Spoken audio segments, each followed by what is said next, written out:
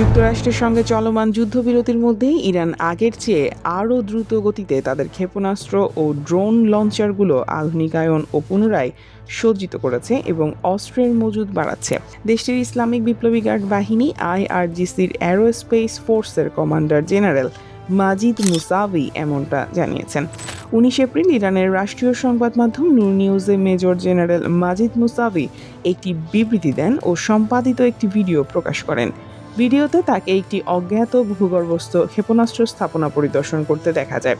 প্রকাশিত ভিডিওতে ভূগর্ভস্থ স্থাপনায় ড্রোন, ক্ষেপণাস্ত্র এবং উৎক্ষেপণ যন্ত্রের দৃশ্য দেখানো হয়।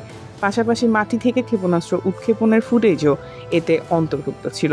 মুসাভি বলেন, যুদ্ধবিরতির সময় শত্রুপক্ষ তাদের গোলাবারুদ পুনর্গঠন করতে পারেনি, যা ইরানের সঙ্গে বড় পার্থক্য তৈরি করেছে। যুদ্ধবিরতির সময় আমাদের ক্ষেপণাস্ত্র ও ড্রোন উৎক্ষেপণ প্ল্যাটফর্ম হালনাগাদ ও পুনরায় প্রস্তুত করার গতি যুদ্ধের আগের সময়ের চেয়েও বেশি। মুসাভির দাবি, শত্রুপক্ষ নিজেরা এমন সক্ষমতা তৈরি করতে অক্ষম, বরং তাদের বিশ্বের বিভিন্ন প্রান্ত থেকে গোলাবারুদ আনতে হচ্ছে। তিনি আরও দাবি করেন, যুদ্ধের এই ধাপে যুক্তরাষ্ট্র ও ইসরায়েল হেরে গেছে। তারা হরমুজ প্রণালী, লেবানন ও পুরো অঞ্চল হারিয়েছে। এদিকে দেশের স্বাধীনতা, অখণ্ডতা ও সার্বভৌমত্ব রক্ষায় ইরানি সেনারা শেষ নিঃশ্বাস পর্যন্ত লড়ে যাবে বলে অঙ্গীকার করেছেন দেশটির সেনাপ্রধান আমির হাতামি। 19 এপ্রিল এক বিবৃতিতে তিনি জানান, স্থল, আকাশ ও সমুদ্র এই 3 বিভাগেই নিরাপত্তা নিশ্চিত করতে তেহরান যে কোনো ত্যাগ স্বীকারে প্রস্তুত। সেনাপ্রধানের মতে, ইরানি সেনারা জিহাদ ও আত্মত্যাগের চেতনায় উদ্বুদ্ধ। তিনি বলেন, আমাদের সেনারা তাদের অর্পিত দায়িত্ব পালনে প্রতিজ্ঞাবদ্ধ। সেনাদের এই মানসিক শক্তি তাদের রণক্ষেত্রে অপরাজেয় করে তুলেছে। শত্রুপক্ষকে সরাসরি হুঁশিয়ারি দিয়ে হাতামি বলেন, আমাদের প্রত্যেক সেনার আঙুল এখন ট্রিগারে রয়েছে।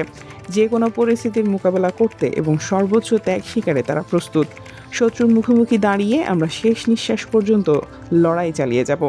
আমির হাতামি বলেন, সশস্ত্র বাহিনীর অন্যান্য শাখার সঙ্গে সমন্বয় করে সেনাবাহিনী যে কোনো শত্রুর বিরুদ্ধে চূড়ান্ত সিদ্ধান্ত নিতে সদা প্রস্তুত রয়েছে।